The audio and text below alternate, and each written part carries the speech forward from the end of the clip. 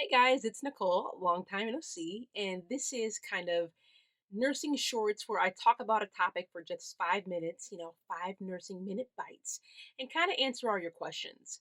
Someone had a question regarding them being trained and being told one thing, and then when they got on the floor and started working, they got reprimanded for doing something that was outside the scope of practice and it wasn't per the floor protocol.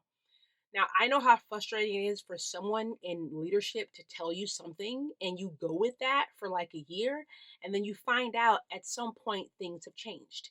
And this is why knowing your policies and procedures within an organization is so important.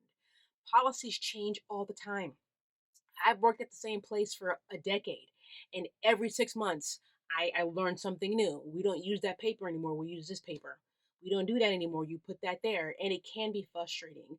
But you have to understand the complexity that is healthcare and understand that things are always going to change. When you get advice from someone verbally, I would always confirm it with reviewing your floors, kind of protocols, and your organization's documentation and what they expect you to do. Because when it comes to legal things, they're going to base what you did off of the documentation at that organization, not what Emily the Charge told you in 1998.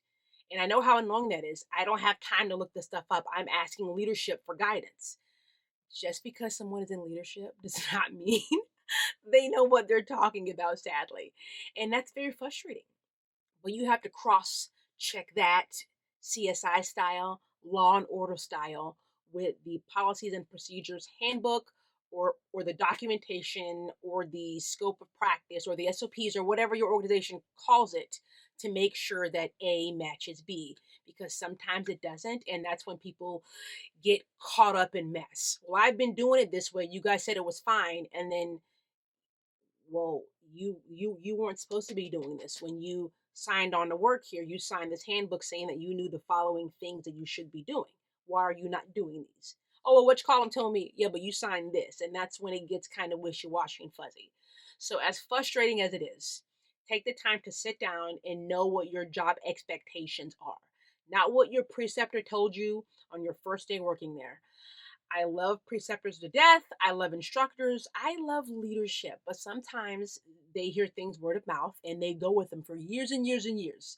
And some of them are very stubborn and they won't change. And I don't want you to get kind of caught up in that stuckness, and that will eventually get you in trouble. So my nursing bite for you is always know what is expected of you, especially within an organization when it comes to you doing or not doing something.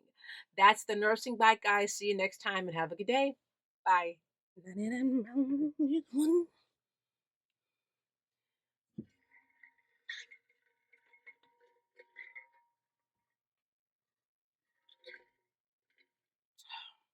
So good. I haven't done one of these in forever because I don't know.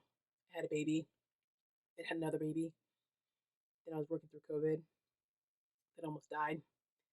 Now I have a unknown mass on my parathyroid. Life has been crazy. My doctorate project imploded,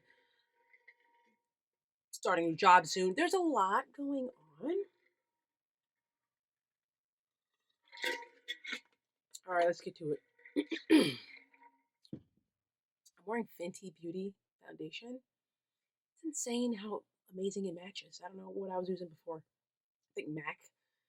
That expired like 9 years ago. So don't, I'm not judging it. I'm just saying that it wasn't good foundation, but also it expired 8 years ago because inflation.